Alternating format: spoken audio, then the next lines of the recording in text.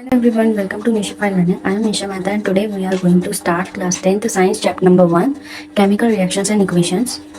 So in this video I'll cover the complete chapter step by step including all NCERT topics and activities. So let's recall जो कि हमने छोटी class से पढ़ा हुआ है, that is physical change and chemical change. तो basically physical change में कोई भी न्यू सब्सटेंस फॉर्म नहीं होता, इसमें सिर्फ और सिर्फ चेंज आता है तो हमारी स्टेट में आएगा, साइज में आएगा और शेप में आएगा और इसको इजीली रिवर्स कर सकते हैं. वहीं अगर बात करें केमिकल चेंज की तो केमिकल चेंज में कम्प्लीटली न्यू सब्सटेंस फॉर्म होता है और उसको हम रिवर्स नहीं कर सकते. बात करें एग्जाम्पल की यहाँ पे, तो यहाँ पे हम लिख सकते हैं मेल्टिंग ऑफ आइस और इधर बात करें केमिकल चेंज में तो हम लिख सकते हैं रस्टिंग ऑफ आयरन. तो यहाँ पे अगर मेल्टिंग ऑफ आइस की हम यहाँ पे बात करें तो मेल्टिंग ऑफ आइस में जो हमारा वाटर है वो हमारा H2O ही रहेगा, चाहे वो हमारी सॉलिड की फॉर्म में हो चाहे वो हमारी लिक्विड की फॉर्म में हो. तो उसमें हमारी कोई चेंज नहीं आ रहा, कोई न्यू सब्सटेंस बन रहा नहीं. वाटर है, पहले भी वाटर था अभी भी वाटर है, तो हमारा कोई चेंज नहीं आ रहा, बस हमारी स्टेट में चेंज हो रहा है. तो फिजिकल चेंज में क्या होता है, हमारे सिर्फ चेंज आता है तो हमारी स्टेट में आता है, साइज में आता है और शेप में आता है. और इसी को ही हम रिवर्स कर सकते हैं, मतलब अगर आइस हमारी लिक्विड फॉर्म में आ चुकी है तो हम उसको वापस से सॉलिड फॉर्म में कर सकते हैं, है ना. वहीं अगर मैं केमिकल चेंज की बात करूँ तो यहाँ पे हमारा बहुत अच्छा एग्जांपल है जो कि है रस्टिंग ऑफ आयरन, जिसको हम कहते हैं कि आयरन में जंग लग गया, है ना.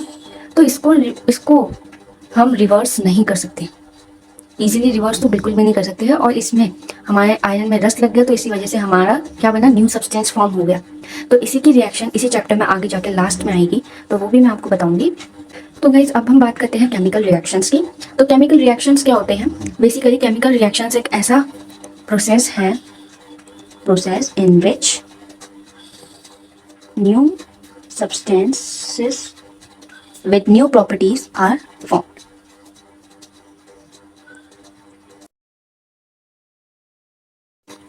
तो अब बात करते हैं केमिकल रिएक्शंस की. केमिकल रिएक्शन बेसिकली एक ऐसा प्रोसेस है जिसमें new substance with new properties form होती है.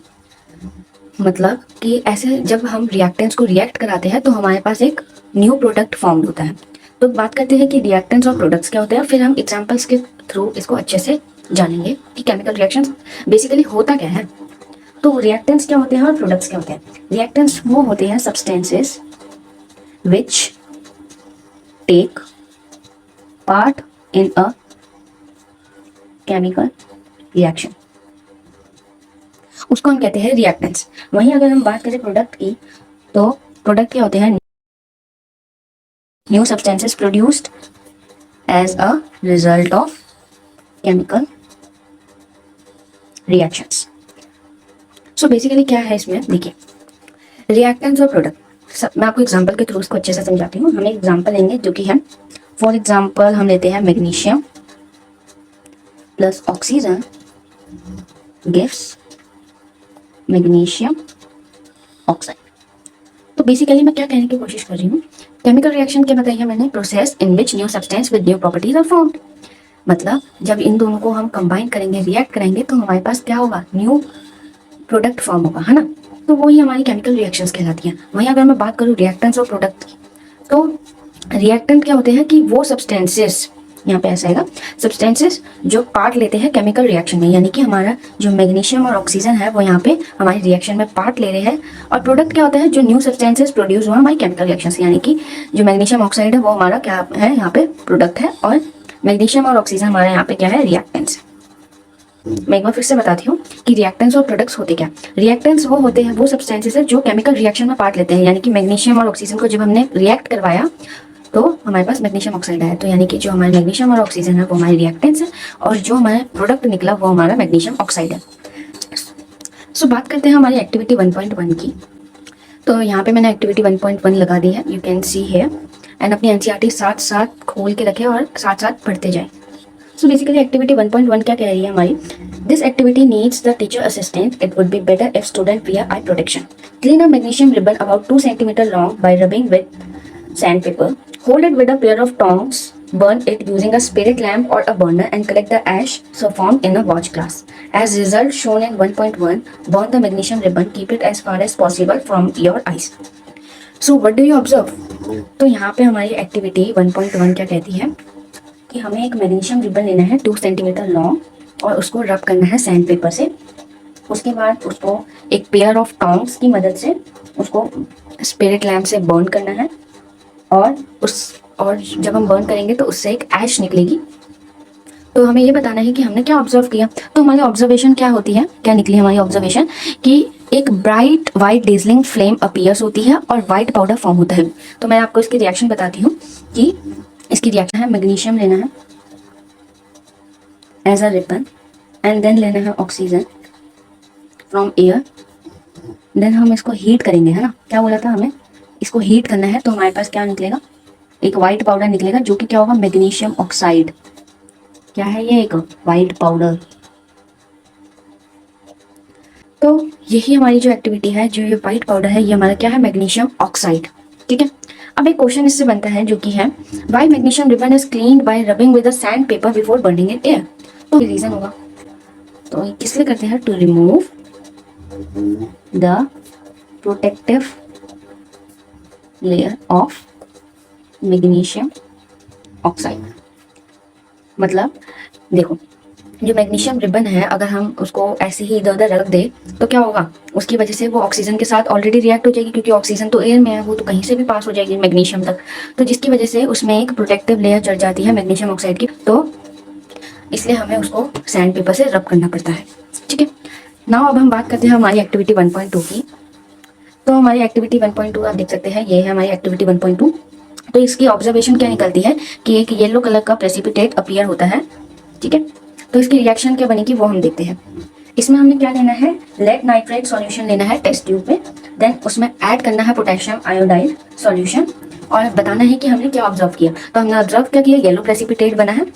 तो क्या बोला होगा उन्होंने, lead nitrate PbNO3 2 plus potassium iodide को जब हम रिएक्ट कराएंगे तो हमारे पास क्या बनेगा, lead iodide plus potassium nitrate. जो यहाँ पे ये है, ये ही हमारा लेड आयोडाइड ही हमारी एक येलो PPT है, जिसको हम येलो प्रेसिपिटेट कहते हैं। ये एक इनसॉल्युबल सब्सटेंस है।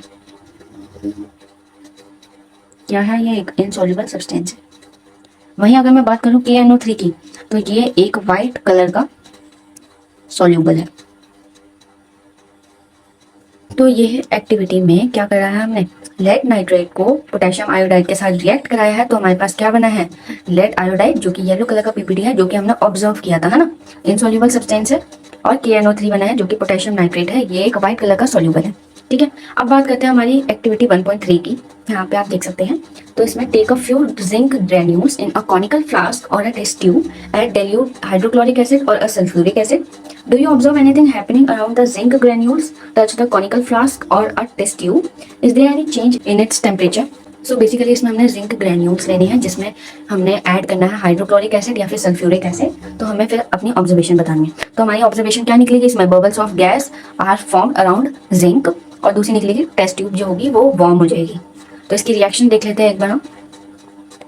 इसकी होगी Zn, मतलब जिंक को अगर मैं हाइड्रोक्लोरिक के साथ करवाऊंगी रिएक्ट, तो हमारे पास क्या बनेगा, जिंक क्लोराइड और H2 गैस, हाइड्रोजन गैस हमारी निकल रही है। और ये जो रिएक्शन है ये पूरी हमारी क्या है, ये हमारी है एक्सोथर्मिक रिएक्शन। ठीक है। तो एक्टिविटी 3 में बेसिकली हमें ये बोला है कि जिंक ग्रेन्यूल्स लेने हैं। जब उसको हम हाइड्रोक्लोरिक एसिड या फिर सल्फ्यूरिक एसिड में हम रिएक्ट कराते हैं तो हमारे पास क्या क्या होता है, मतलब हमने क्या ऑब्जर्व किया। तो हमने अभी यहाँ पे ऑब्जर्वेशन में जाना था कि इसमें जो बबल ऑफ गैस है वो फॉर्म होते हैं अराउंड द जिंक। तो हमारी बबल ऑफ गैस क्या है, यहाँ पे हाइड्रोजन है, तो हाइड्रोजन फॉर्म होती है अराउंड द जिंक।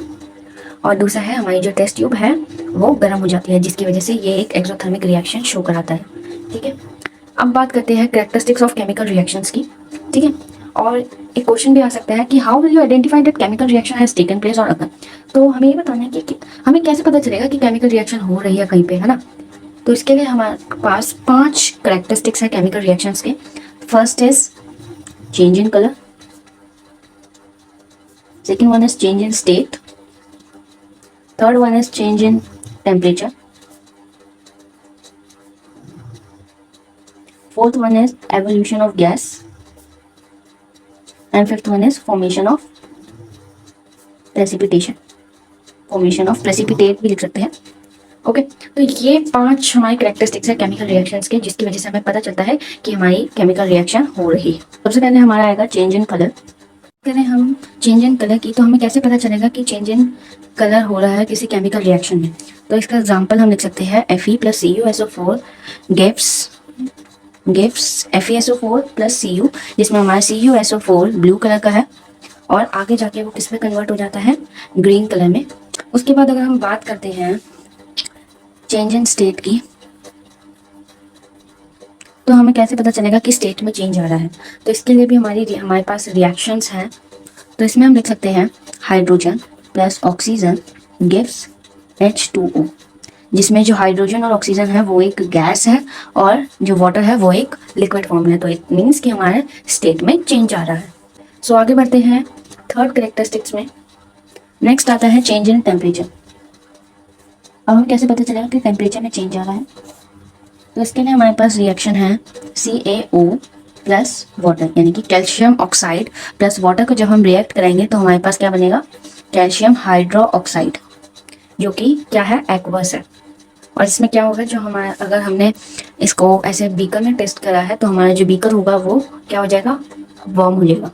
तो इसी वजह से हमारे जो टेम्परेचर है उसमें चेंज आएगा। अब बात करते हैं फोर्थ कैरेक्टरिस्टिक की, formation of precipitate.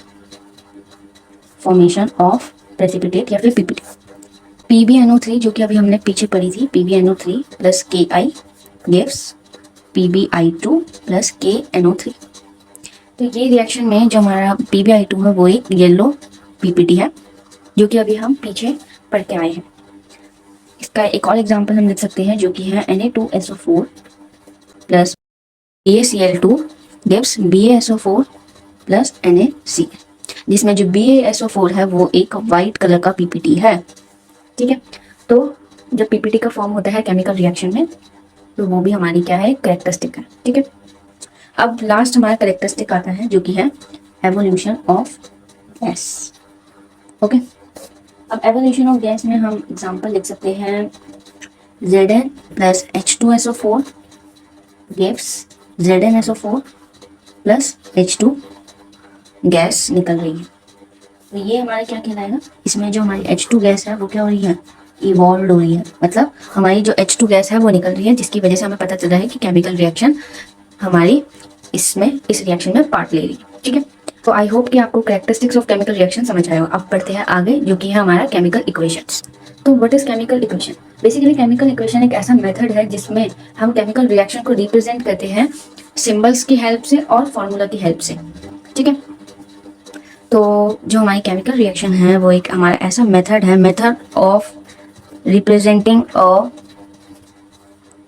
Chemical reaction with the help of symbol and formula of the substances। Basically हमारी केमिकल इक्वेशंस में क्या होता है, ये हमारा एक ऐसा मेथड है जिसमें हम केमिकल रिएक्शन को सिंबल्स और फॉर्मूले के थ्रू दिखाते हैं। फॉर एग्जांपल अगर हम पहले वाला एग्जांपल ले, मैग्नीशियम और ऑक्सीजन वाला, जिसमें हमारे पास क्या बना था? मैग्नीशियम ऑक्साइड, है ना। तो इसमें मैग्नीशियम को हम कैसे लिख सकते हैं? हम लिख सकते हैं सिंबल या फिर फॉर्मूले की हेल्प से। तो हम मैग्नीशियम + ऑक्सीजन को O से डिनोट कर सकते हैं और मैग्नीशियम ऑक्साइड ऐसे लिख सकते हैं। मैग्नीशियम + ऑक्सीजन को जब हमने रिएक्ट कराया सिंबॉलिकली तो हमारे पास क्या बना? Magnesium oxide. अब आगे बढ़ते हैं बैलेंस और अनबैलेंस्ड इक्वेशन में, जिसको हम स्केलेटन इक्वेशन भी कहते हैं। सो बात करते हैं बैलेंस्ड इक्वेशन की और अनबैलेंस्ड इक्वेशन की। बैलेंस इक्वेशन में जो रिएक्टेंट और प्रोडक्ट साइड होते हैं वो दोनों क्या होते हैं, मतलब उन दोनों में जो भी एलिमेंट होते हैं उनके जो एटम के नंबर होते हैं वो इक्वल होते हैं दोनों साइड में। वहीं अनबैलेंस की बात करूँ तो रिएक्टेंट और प्रोडक्ट साइड में नंबर ऑफ एटम्स अनइक्वल होते हैं। ठीक है, तो इसको हम एग्जाम्पल्स के थ्रू अच्छे से समझते हैं। ठीक है, तो first example we have is Zn + H2SO4 gives ZnSO4 + H2। तो देखिए, इसको इजीली करने का सबसे इजी मेथड मैं आपको बताती हूँ। सबसे पहले जितने भी एलिमेंट है ना उसको हम लिख लेते हैं। तो यहाँ पे हम एलिमेंट लिख लेते हैं दोनों साइड के। ये LHS है और ये RHS है। ठीक है, तो LHS में कौन कौन से एलिमेंट है वैसे? Zn, H, S और O। ठीक है, और राइट हैंड साइड में हमारे पास है ZnH, S और O, सेम है दोनों में, ठीक है। अब देखते हैं लेफ्ट हैंड साइड में Zn कितना है, मतलब उसकी वैल्यू क्या है, एक है, मतलब नंबर ऑफ एटम्स देखिए एलिमेंट का वो एक ही है। हाइड्रोजन 2 है, सल्फर कितना है, एक ही है, और ऑक्सीजन 4 है। राइट हैंड साइड में देखें तो Zn 1 है, सल्फर 1 है, हाइड्रोजन 2 है और ऑक्सीजन 4 है। तो देखते हैं, एक बार मैच करते हैं दोनों साइड को कि ये दोनों आपस में इक्वल है कि नहीं है। तो Zn लेफ्ट हैंड साइड 1 है, राइट हैंड साइड भी 1 है, लेफ्ट हैंड साइड H2 है, राइट हैंड साइड भी 2 है, लेफ्ट हैंड साइड S1 है, राइट हैंड साइड भी S1 है, लेफ्ट हैंड साइड O4 है और राइट हैंड साइड भी O4 है। तो इट मीन्स जो LHS है वो इक्वल है RHS की, मतलब कि ये जो इक्वेशन है ये ऑलरेडी क्या है, बैलेंस्ड है। तो मतलब we don't need to balance. अब बात करते हैं सेकंड एग्जांपल की हमारी। सो गाइस सेकंड एग्जांपल हमें क्या बोल रहा है, देख लेते हैं एक बार। Fe plus H2O gives Fe3O4 plus H2O। तो इसमें भी हम लिख लेते हैं अपने LHS और RHS वाले एलिमेंट को। तो यहाँ पे हमारे पास Fe है, H है और O है, इस साइड में हमारा Fe है, O है और H है, ठीक है। लेफ्ट हैंड साइड हमारा जो Fe है वो 1 है और राइट हैंड साइड हमारा Fe क्या है, 3 है। लेफ्ट हैंड साइड हमारा O क्या है, 1 है, राइट हैंड साइड हमारा O कितने हैं, 4 है, लेफ्ट हैंड साइड हमारा H है, 2H है और राइट हैंड साइड भी हमारे 2 है। तो देखते हैं कि ये एक बैलेंस्ड इक्वेशन है या फिर एक अनबैलेंस्ड इक्वेशन है। तो देखिए Fe यहाँ पे 1 है, यहाँ पे 3 है, तो हमें एक एलिमेंट भी हमारा अगर रह गया, मतलब इक्वल नहीं आया LHS और RHS की इक्वल, तो इट मीन्स ये एक अनबैलेंस्ड इक्वेशन है। सो इसमें हमें क्या करना पड़ेगा, अपनी इक्वेशन को बैलेंस करना पड़ेगा। तो अब हम इसको बैलेंस करते हैं। सो गाइस यहाँ पे मैंने एक बार फिर से लिख दिया है। तो अब हमारी इक्वेशन कैसे बनेगी, देखिए Fe plus H2O gives Fe3O4 plus H2O, ठीक है। तो इसमें हमारी क्या है, लेफ्ट हैंड साइड 1 है और राइट हैंड साइड 3 है। तो अब हमें अगर इसको करना है तो हम कैसे करेंगे, तो हम लेफ्ट हैंड साइड हम इसको 3 बनाएंगे, ठीक है। तो हमारे जो लेफ्ट हैंड साइड है वो राइट हैंड साइड की इक्वल होगी, ठीक है। अब देखते हैं, चलो ये वाली हमारी जो है ये तो सेटिस्फाई होगी। अब बात करते हैं ऑक्सीजन की। ऑक्सीजन हमारे लेफ्ट हैंड साइड 1 है और राइट हैंड साइड 4 है। तो इसको कैसे करेंगे, तो इसमें हम क्या करेंगे, 4 ले लेंगे, मतलब 4H2O। लेकिन ऑक्सीजन तो हमारे कितने बन गए, मतलब ऑक्सीजन वाली जो हमारी कंडीशन थी वो तो सेटिस्फाई होगी, ऑक्सीजन को हमने दोनों तरफ 4 बना दिया। लेकिन उससे हमारी एक प्रॉब्लम जरूर बढ़ गई है कि हमारा जो हाइड्रोजन है जो 2 था, जो कि ऑलरेडी अपने आप में कंडीशन फुलफिल हो रही थी, लेकिन वो क्या हो गया, 8 हो गया हाइड्रोजन। तो और राइट हैंड साइड कितना है, 2 है। तो इसको कैसे करेंगे हम, तो हम यहाँ पे क्या कर देंगे, 4 लगा देंगे। तो हमारी जो कंडीशन है हाइड्रोजन वाली वो भी क्या हो जाएगी, सेटिस्फाई हो जाएगी। तो ये इक्वेशन कैसे बनेगी, 3Fe plus 4H2O gives Fe3O4 plus 4H2। देखिए यहाँ पे 3Fe है और यहाँ पे भी 3Fe है, तो ये वाली कंडीशन सेटिस्फाई होती है। देन बात करते हैं हाइड्रोजन की। यहाँ पे 4 है हाइड्रोजन और इंटू 2 हो रहा है तो 8 हो गया हाइड्रोजन। यहाँ पे भी 4 है, इंटू 2 हो गया तो 8 हो गया हाइड्रोजन। और ये जो 4 है ये दोनों एलिमेंट का नंबर होगा, ठीक है।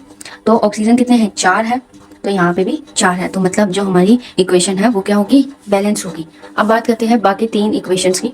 सो गाइस ये जो 3 इक्वेशन है ये आप लोगों का होमवर्क है और मुझे कमेंट बॉक्स में बताना कि ये इक्वेशंस जो है ये ऑलरेडी बैलेंस्ड है या फिर अनबैलेंस्ड है। तो मुझे बैलेंस करके दिखाना, ठीक है।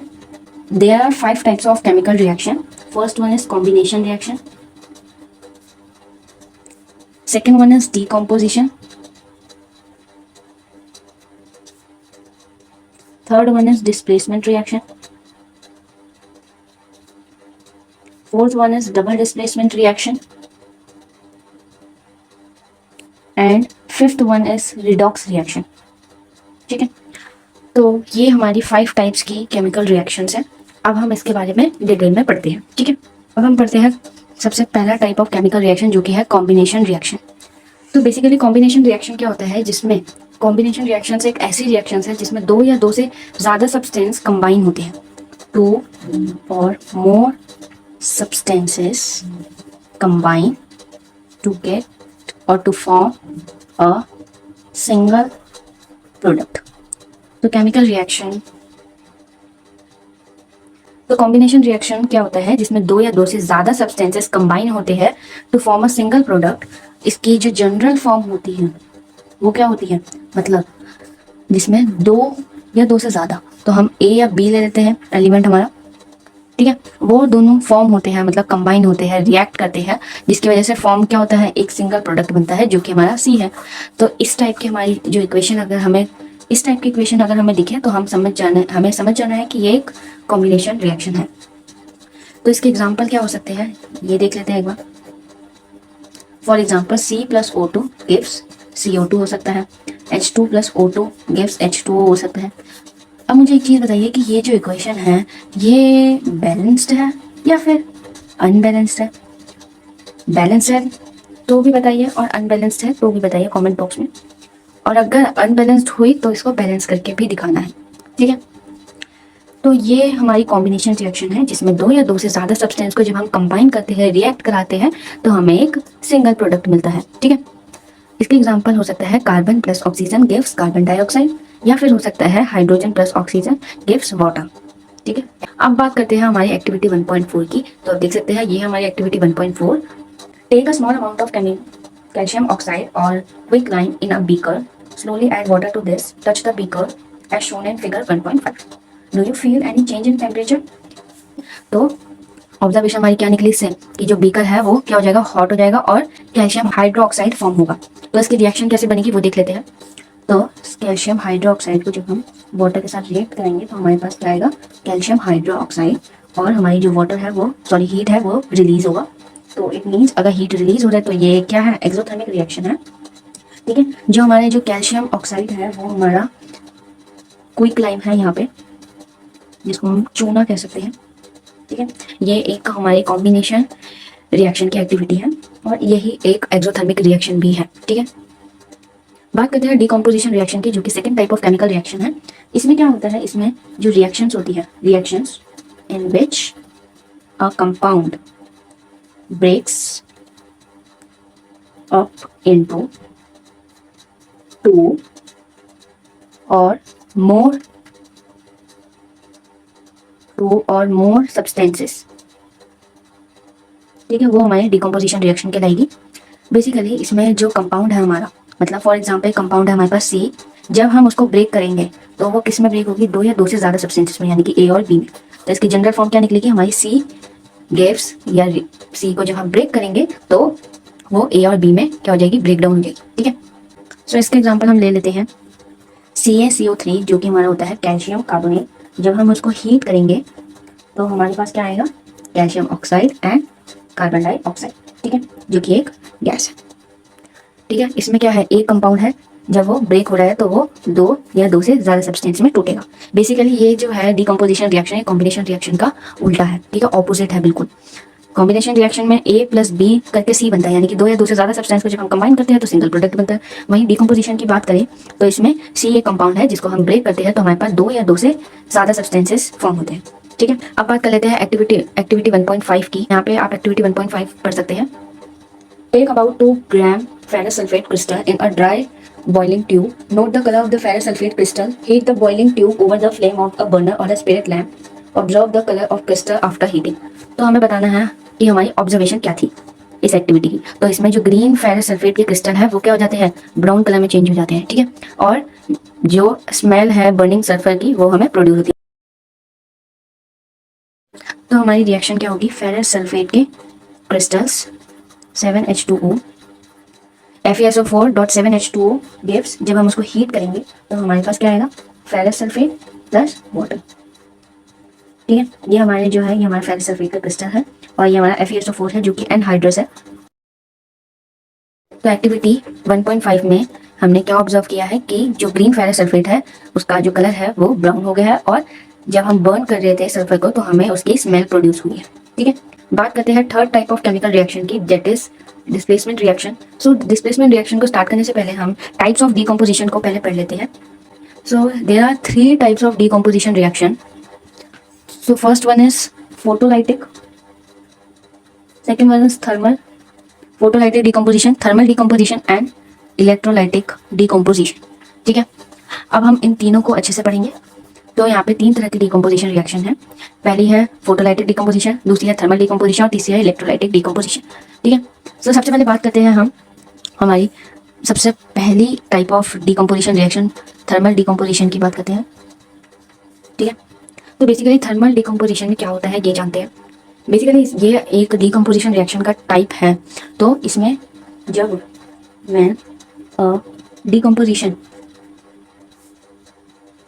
Reaction is carried out by heating, उसको हम कहते हैं थर्मल डिकम्पोजिशन। बेसिकली इसमें जब डिकम्पोजिशन रिएक्शन हो रही होती है with the help of heating से, तो उसको हम थर्मल डिकम्पोजिशन कहते हैं। बेसिकली थर्मल मतलब ही हीट होता है ना। तो डिकम्पोजिशन रिएक्शन हो रही है हीटिंग की हेल्प से, तो वो हमारी थर्मल डिकम्पोजिशन रिएक्शन कहलाएगी।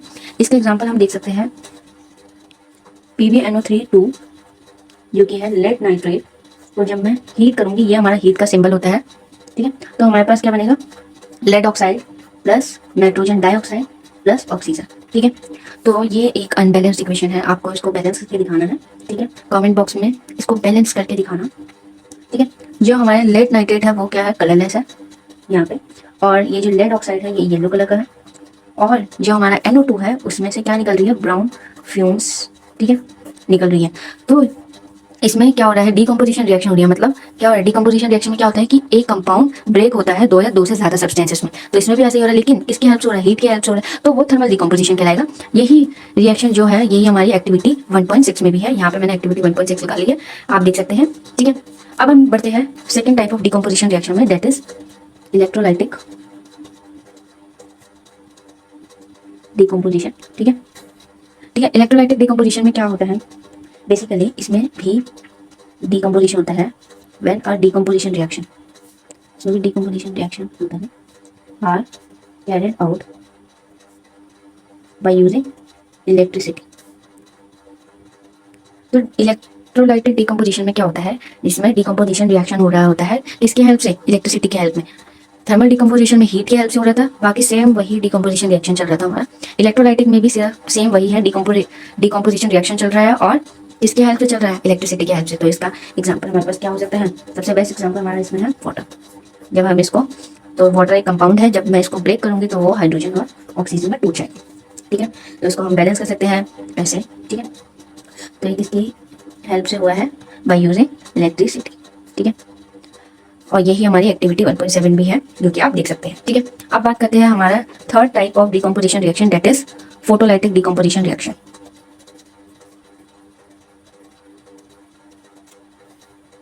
तो फोटोलाइटिक डिकम्पोजिशन रिएक्शन में क्या होता है, इसमें भी डिकम्पोजिशन रिएक्शन ही चलेगी when a decomposition reaction are carried out, मतलब डिकम्पोजिशन रिएक्शन हो रही है by light energy. Light energy और सनलाइट भी लिख सकते हो, एक ही बात है। ठीक है, उसको हम कहते हैं फोटोलाइटिक डिकम्पोजिशन रिएक्शन। अब इसके एग्जांपल क्या हो सकता है, AgCl, जब हम सिल्वर क्लोराइड को सनलाइट की प्रेजेंट में रिएक्ट कराते हैं। ठीक है, जब हम AgCl जो कि कंपाउंड है, जब हम उसको सनलाइट के प्रेजेंट में ब्रेक करते हैं तो वो किस में टूटता है, Ag और Cl2। Ag हमारा सिल्वर है और ये हमारा क्लोराइड है। ठीक है, और ये ग्रे कलर का। ऐसे ही हमारी एक और इक्वेशन बनेगी AgBr वाली, जिसमें सेम है सिल्वर ब्रोमाइड, उसको भी हम लाइट के प्रेजेंट में ब्रेक करेंगे, जो कि Ag और Br2 में टूटेगा। तो ये एक सिल्वर है जो कि ग्रे में कन्वर्ट हो जाएगा, और ये हमारा ब्रोमाइड है। ठीक है, और ये जो दोनों रिएक्शन है ये हमारी कहाँ यूज होते हैं, use in white and black photography. तो बेसिकली फोटोलाइटिक डिकम्पोजिशन में भी सेम हो रहा है, जो डिकम्पोजिशन रिएक्शन जैसे होती है वैसे ही है, बट इसमें लाइट एनर्जी का यूज हो रहा है हमारा। तो AgCl हमारा एक कंपाउंड है जो कि लाइट की हेल्प से ब्रेकआउट हो रहा है Ag और Cl2 में। ऐसे ही Ag और Br भी हो रहा है Ag और Br2 में। और ये जो दोनों रिएक्शन है ये हमारी ब्लैक और व्हाइट फोटोग्राफी में यूज होता है। ठीक है, और यही जो दोनों रिएक्शन है ये हमारी एक्टिविटी 1.8 में है। तो आप देख सकते हैं एक्टिविटी 1.8। आई होप आपको क्लियरली विजिबल है। ठीक है, यही दोनों जो रिएक्शन है ये हमारी एक्टिविटी 1.8 में यूज की गई है। ठीक है, और ये यूज कहाँ होती है, ब्लैक और व्हाइट फोटोग्राफी में। ठीक है, अब बात है वापसी हमारे डिस्प्लेसमेंट रिएक्शन में, जो कि third type of chemical reaction है। ठीक है, अब हमारे डिस्प्लेसमेंट रिएक्शन में क्या होता है, इसमें जो रिएक्शंस होती हैं, जिसमें reactions in which most reactive element displaces be less reactive element. ठीक है, इसमें क्या होता है बेसिकली, डिस्प्लेसमेंट रिएक्शन में जो मोस्ट रिएक्टिव एलिमेंट होता है वो डिस्प्लेस कर देता है, मतलब उसकी जगह ले लेता है लेस रिएक्टिव एलिमेंट की। ठीक है, मतलब वो लेस रिएक्टिव एलिमेंट को हटा के मोस्ट रिएक्टिव एलिमेंट उसकी लेस रिएक्टिव एलिमेंट की जगह ले लेता है। तो इसकी जो जनरल फॉर्म है वो कैसे बनती है, तो इसकी जो जनरल फॉर्म है वो हमारी AB प्लस सी गिव्स AC प्लस B बनेगी। इसमें क्या होगा, जो लेस रिएक्टिव एलिमेंट है उसको हटा दिया जाएगा और उसकी जगह क्या आ जाएगा, मोस्ट रिएक्टिव एलिमेंट आ जाएगा। ठीक है, अब इसका एक एग्जांपल भी देख लेते हैं हम। CuSO4 plus Zn gives ZnSO4 plus Cu, यानी कि क्या हुआ यहाँ पे जो Cu की जगह है वो Zn ने ले ली, क्योंकि जो Zn था वो एक मोस्ट रिएक्टिव था जिसने लेस रिएक्टिव की जगह ले ली, यानी कि कॉपर की जगह ले लिया और कॉपर को बाद में अकेला छोड़ दिया, है ना। तो यहाँ पे जो कॉपर है वो एक ब्लू कलर का सॉल्यूशन है और जो हमारा जिंक सल्फेट है वो क्या है, कलरलेस है। ठीक है, आगे हमारी आती है एक्टिविटी 1.9। आप देख सकते हैं एक्टिविटी 1.9 में क्या है। एक्टिविटी 1.9 में take 3 iron nails and clean them by rubbing with sandpaper. Take 2 test tube marked as A और B. In each test tube take about 10 ml copper sulfate solution. Tie 2 iron nails with thread and immerse them carefully in the copper solution. In test tube B for about 20 minutes. Keep one nail aside for comparison. After 20 minutes, take out the iron nail from the copper sulfate solution. Compare the intensity of the blue color of copper sulfate solution in test tubes A and B. Also compare the color of iron nail dipped in the copper sulfate solution with the one kept aside. तो इसमें हमें हमारी observation बतानी है।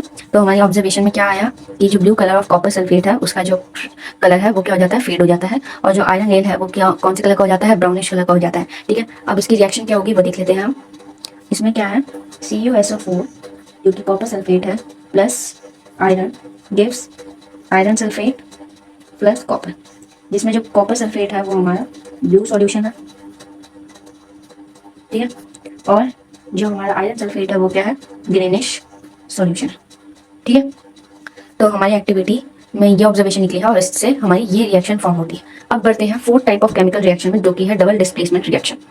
तो double displacement में क्या होता है, इसमें जो रिएक्शंस होती है in which two compounds react by an exchange of ions to form two new products या फिर टू न्यू कंपाउंड्स।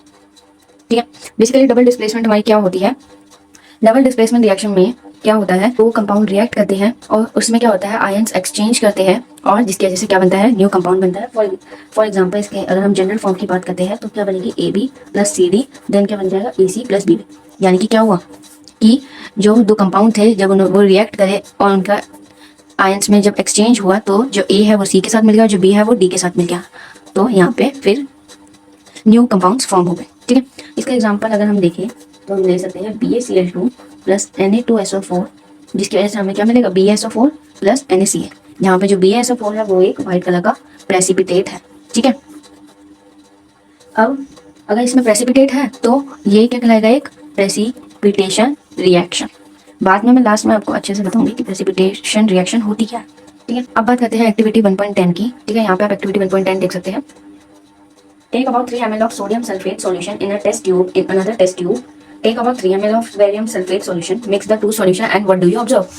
So इसमें भी हमारी सेम रिएक्शन आएगी जो कि है BaCl2 plus Na2SO4 gives BaSO4 plus NaCl। ठीक है, यहाँ पे ये क्या है, बेरियम क्लोराइड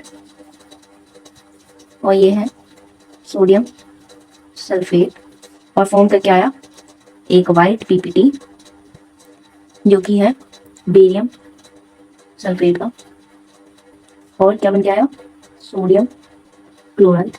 ठीक है, तो हमारी जो एक्टिविटी 1.10 है उससे हमें ये ऑब्जर्वेशन मिली और ये रिएक्शन मिली। अब बात करते हैं हमारी last type of chemical reaction की, जो कि है रिडॉक्स रिएक्शन। तो रिडॉक्स रिएक्शन में दो चीज़ें आती हैं। बेसिकली ये ऐसी रिएक्शन है in which oxidation and reduction occurs together. Basically redox reaction में दो चीज़ें आती है, ऑक्सीडेशन और रिडक्शन। ठीक है, जब वो एक साथ पार्ट ले रही होती है किसी रिएक्शन में तो हम उसको क्या कहते हैं, रिडॉक्स रिएक्शन। ठीक है, तो पहली क्या है, ऑक्सीडेशन और दूसरी क्या है, रिडक्शन। तो ऑक्सीडेशन और रिडक्शन में क्या डिफरेंस है ये देख लेते हैं। ऑक्सीडेशन यानी कि ऑक्सी मतलब ऑक्सीजन की बात कर रहे हैं ना, तो ऑक्सीजन की बात कर रहे हैं तो मतलब अगर यहाँ पे इसके नाम में ऑक्सीडेशन आ रहा है तो मतलब ऑक्सीजन क्या हो रहा होगा, गेन हो रहा होगा, गेन ऑफ ऑक्सीजन। और अगर ऑक्सीजन गेन हो रहा है तो लॉस क्या हो रहा होगा, लॉस ऑफ हाइड्रोजन हो रहा होगा। वहीं अगर मैं बात करूँ रिडक्शन की, तो रिडक्शन में क्या हो रहा है, जब ऑक्सीडेशन में ऑक्सीजन गेन कर रहा है तो रिडक्शन में ऑक्सीजन क्या करेगा, लॉस होगा, रिड्यूस होगा ऑक्सीजन का, और हाइड्रोजन क्या होगा, गेन ऑफ हाइड्रोजन होगा। ठीक है, ऑक्सीडेशन में ऑक्सी आ रहा है तो ऑक्सीजन गेन होगा और हाइड्रोजन लूज होगा। वहीं रिडक्शन में अगर ऑक्सीडेशन में ऑक्सीजन गेन हो रहा है तो रिडक्शन में ऑब्वियसली लूज होगा ऑक्सीजन और हाइड्रोजन गेन होगा। ठीक है, अब बात करते हैं आगे ऑक्सीडाइजिंग और रिड्यूसिंग एजेंट की। तो गाइस सबसे पहले हम एक रिडॉक्स रिएक्शन का एग्जांपल देख लेते हैं। तो अगर मैं एग्जांपल लूँ, CuO यानी कि copper oxide plus hydrogen gives Cu plus water in the presence of heat. ठीक है, तो इसमें अगर मुझे बताना है कि ऑक्सीडाइजिंग और रिड्यूसिंग एजेंट क्या है, तो ऑक्सीडाइजिंग मैंने बताया था, ऑक्सीडाइजिंग में क्या होता है, ऑक्सीजन गेन होता है और हाइड्रोजन रिड्यूस होता है, और रिड्यूसिंग एजेंट में हाइड्रोजन गेन होता है और ऑक्सीजन रिड्यूस होता है।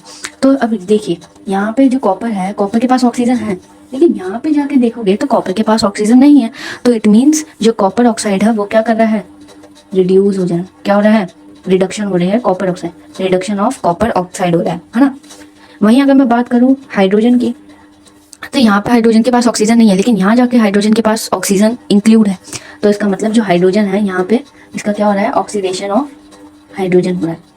ठीक है, अब बात करते हैं ऑक्सीडाइजिंग एजेंट और रिड्यूसिंग एजेंट की। ऑक्सीडाइजिंग एजेंट में जो इलेक्ट्रॉन्स होते हैं वो गेन करते हैं और खुद रिड्यूस हो जाते हैं। रिड्यूसिंग एजेंट में इलेक्ट्रॉन्स लॉस होते हैं और खुद ऑक्सीडाइज हो जाते हैं। एग्जाम्पल के उससे समझते हैं, हम यही एग्जाम्पल लेते हैं फिर से एक बार। CuO plus H2O gives heat की प्रेजेंस में Cu प्लस H2। तो ठीक है, अब आप फिर से बताइए, ये वाला नहीं देखना, आप अपने हिसाब से बताइए। देखिए यहाँ पे, देखिए यहाँ पे ऑक्सीजन कॉपर के साथ है ऑलरेडी, लेकिन यहीं पे जाके जो कॉपर है वो खाली पड़ जाता है, मतलब उसके पास कुछ है ही नहीं अब। तो मतलब मैंने क्या बोला था कि जब रिडक्शन होता है तो ऑक्सीजन लॉस होता है, तो यहाँ पे क्या हो रहा है, ऑक्सीजन लॉस ही तो हो रहा है, यहाँ पे ऑक्सीजन है, लेकिन जब वो आगे जाके रिएक्ट करके जो प्रोडक्ट आ रहा है वहाँ पे तो वो ऑक्सीजन है ही नहीं, लॉस हो गया। तो मतलब यहाँ पे रिडक्शन हो रहा है किसका, कॉपर ऑक्साइड का।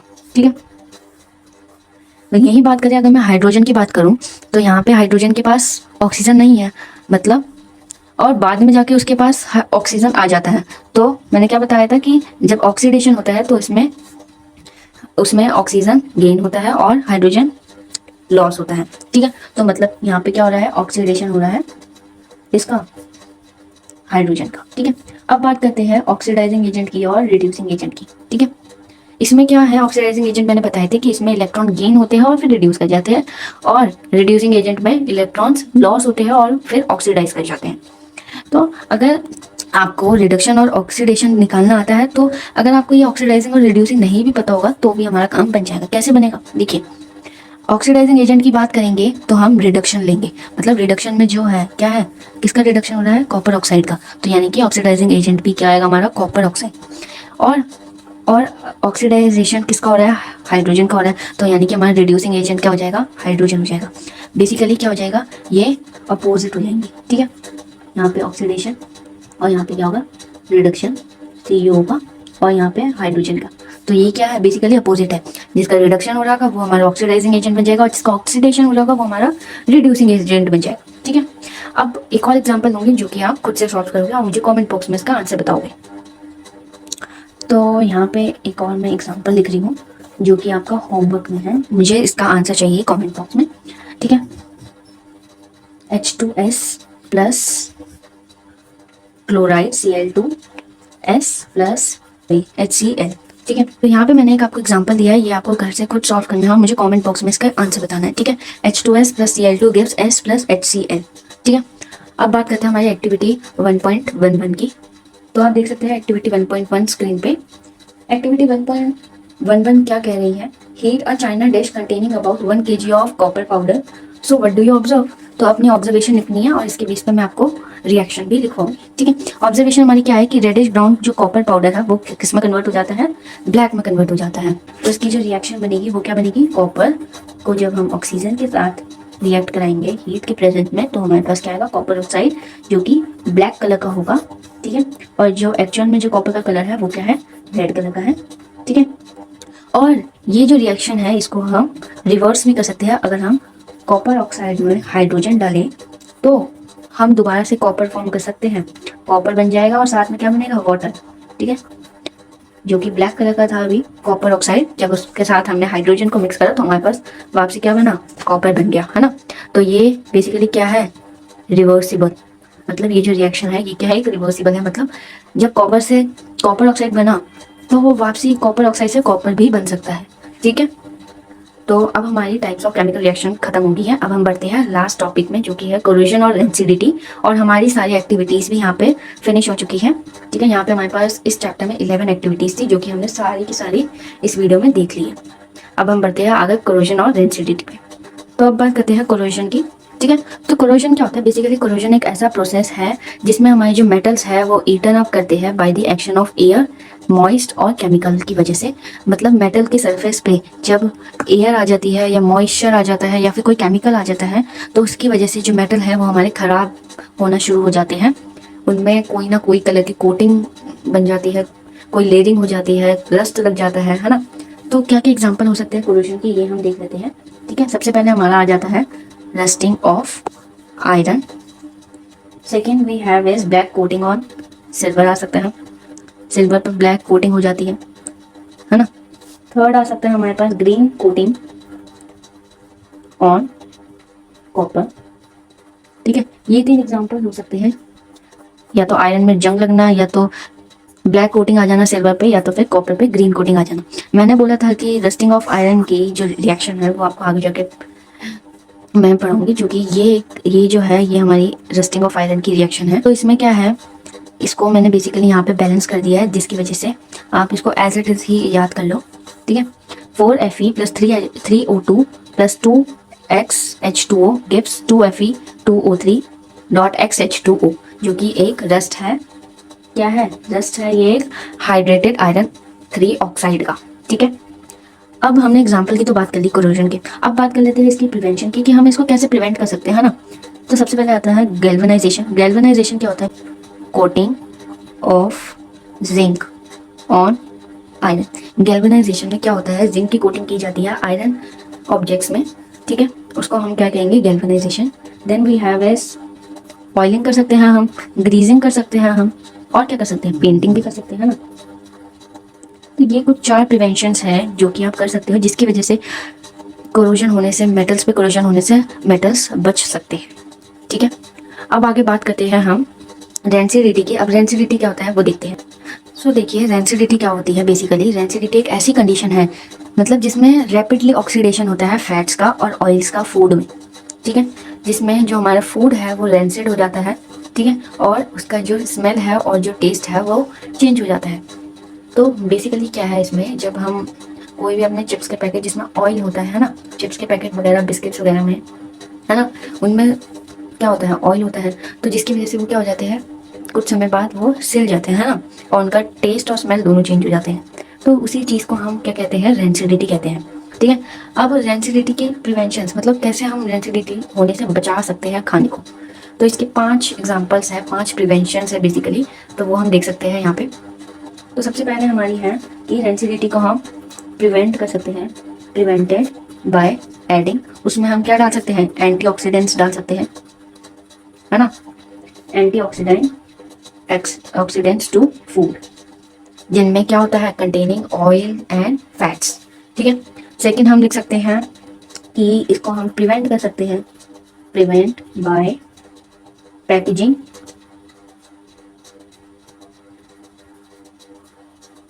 fats and oil containing food.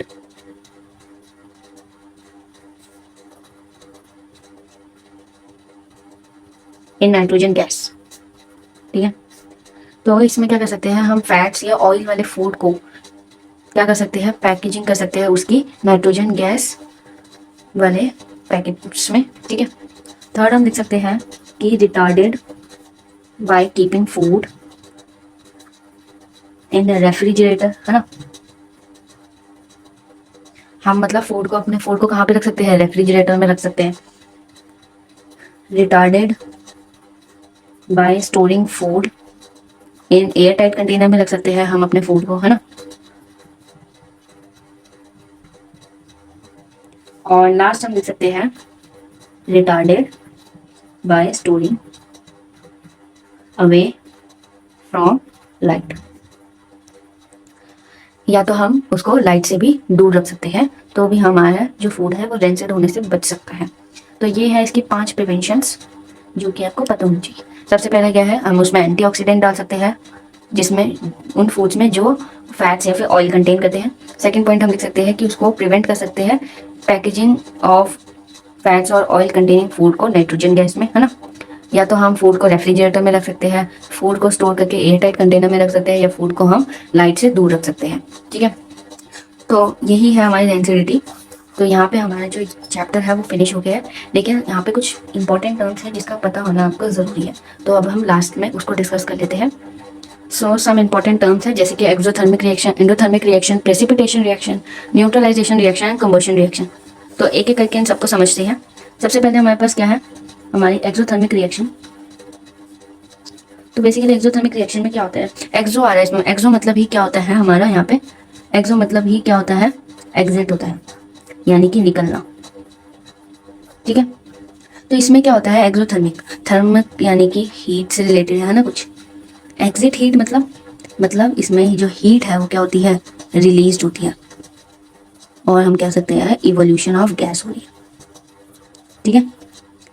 तो एक्सोथर्मिक में बेसिकली क्या होती है, हीट रिलीज होती है। अगर हीट रिलीज हो रही है तो ऑब्वियसली वो कहाँ टेक प्लेस करेगी, वो कहाँ पे, प्रोडक्ट साइड में, क्योंकि वो रिलीज कर रही है तो वो कहाँ पे आएगी, प्रोडक्ट साइड में आएगी। और एग्जांपल हम ले सकते हैं इसका, CH4 plus oxygen gives carbon dioxide plus water, और यहाँ पे हमारी जो हीट है वो रिलीज हुई है, और हीट रिलीज भी कहाँ हुई है, प्रोडक्ट साइड में। तो इट मीन्स ये एक एक्सोथर्मिक रिएक्शन है, इसमें इवोल्यूशन ऑफ गैस हुई है, ठीक है। सेकेंड हमारे पास आती है कंबशन रिएक्शन।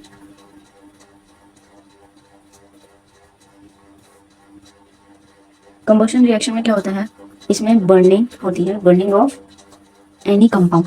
इसमें हम किसी भी कंपाउंड को जब हम बर्न करते हैं, किसकी प्रेजेंस में, in the presence of oxygen, oxygen gas. तो कंबशन रिएक्शन में बेसिकली जब हम बर्न करते हैं कंपाउंड को ऑक्सीजन की प्रेजेंस में, तो क्या होता है, हमारी कंबशन रिएक्शन होती है। फॉर एग्जांपल हम ले सकते हैं कि इसका जो एग्जांपल बनेगा वो हमारा बन सकता है, तो गाइस इसका एग्जांपल हो सकता है Mg+O2। जब हम इसको बर्न करेंगे तो हमारे पास क्या आएगा, मैग्नीशियम ऑक्साइड, ठीक है। अब नेक्स्ट हमारे पास आती है एंडोथर्मिक रिएक्शन। एंडोथर्मिक रिएक्शन में बेसिकली एंडो मीन्स क्या होता है, एंटर होता है, तो एंटर हो रहा है, और थर्मिक मतलब पता है हमें क्या होता है, हीट होता है। तो क्या होगा इसमें, बेसिकली एंडो मतलब एंटर, मतलब हीट एंटर कुछ ऐसा सा बन रहा है ना, तो इट मीन्स कि इसमें जो होगा वो क्या होगा, हीट क्या होगी, एब्जॉर्ब्ड होगी। तो इट मीन्स जो एंडोथर्मिक रिएक्शन है वो कहाँ पे टेक प्लेस करेगी, इन रिएक्टेंट साइड। तो हीट एब्जॉर्ब होगी कौन सी साइड में, रिएक्टेंट साइड में। For example HgO plus heat gives Hg+O2, that is mercuric oxide. Mercuric oxide को हीट के साथ जब हम रिएक्ट करेंगे तो हमारे पास क्या होगा, फॉर्म मरकरी प्लस ऑक्सीजन, ठीक है। सो ये इक्वेशन कुछ इस तरीके से आएगी, इसमें हीट एंटर हो रही है तो मतलब वो कहाँ पे प्लेस करेगी, टेक प्लेस करेगी, वो रिएक्टेंट साइड में, ठीक है। अब बात करते हैं प्रेसिपिटेशन रिएक्शन की और न्यूट्रलाइजेशन रिएक्शन की। अब आती है हमारी प्रेसिपिटेशन रिएक्शन। प्रेसिपिटेशन रिएक्शन क्या होती है वो देख लेते हैं। प्रेसिपिटेशन रिएक्शन में एनी रिएक्शन, कोई भी रिएक्शन जिसमें in which insoluble solid, insoluble solid PPT या फिर प्रेसिपिटेट फॉर्म होता है एंड सेपरेट हो जाता है, मतलब अलग हो जाता है, सेपरेटेड फ्रॉम दी सॉल्यूशन। तो प्रेसिपिटेशन रिएक्शन क्या होती है, जब किसी रिएक्शन में इनसॉल्यूबल सॉलिड बनता है तो वो सॉल्यूशन से सेपरेट हो जाता है, तो उसको हम क्या कहते हैं, प्रेसिपिटेशन रिएक्शन कहते हैं, ठीक है। फॉर एग्जाम्पल हमने एक रिएक्शन पढ़ी थी BaCl2 plus Na2SO4 decomposition reaction, double displacement reaction में हमने पढ़ी थी, है ना। तो BaCl2 plus Na2SO4 gives BaSO4, जो कि क्या है, वाइट कलर का PPT बन रहा है जिसमें, है ना, और NaCl साथ में। तो इसमें क्या बन रहा है, ये एक डबल डिस्प्लेसमेंट भी रिएक्शन है और ये एक PPT रिएक्शन भी है, ठीक है। इसका एक और एग्जांपल हम देख सकते हैं, जो कि है PbNO3, जो कि होता है lead nitrate plus potassium iodide, जो कि हमें देता है lead iodide plus potassium nitrate, जिसमें जो हमारा PbI2 है यानी कि लेड आयोडाइड है, वो हमारा क्या है, येलो कलर का PPT है। तो यहाँ पे हमारी दो इक्वेशन बनती है जो कि हम पहले पढ़ चुके हैं। अब बात करते हैं हमारी न्यूट्रलाइजेशन रिएक्शन के बारे में। न्यूट्रलाइजेशन रिएक्शन क्या होती है, जिसमें a chemical process where an acid और a base react to form salt and water to balance pH। Basically neutralization reaction में, न्यूट्रलाइजेशन यानी कि न्यूट्रल कर देना, है ना, इसमें न्यूट्रल वर्ड आ रहा है। तो ये एक ऐसा केमिकल प्रोसेस है जिसमें जो एसिड और बेस है, जब उसको हम रिएक्ट कराते हैं तो उससे क्या बनता है, सॉल्ट और वाटर। तो फॉर एग्जांपल इसकी जो रिएक्शन होती है वो कुछ, उसकी जो फॉर्म होती है वो कुछ इस तरीके से होती है, acid plus base gives salt plus water, ठीक है। तो लेट्स सपोज हम कोई एसिड लेते हैं HCl और बेस लेते हैं हम कोई NaOH, तो हमारे पास क्या बनेगा, सॉल्ट बनेगा NaCl और वाटर बनेगा, ठीक है। तो ये एक हमारा पहला एग्जांपल हो सकता है। और अगर दूसरा एग्जांपल हम ले तो CH3COOH प्लस NaHCO3 अगर हम ले, जो कि CH3COOH हमारा क्या होता है, विनेगर होता है, जो कि क्या है, एक एसिड है।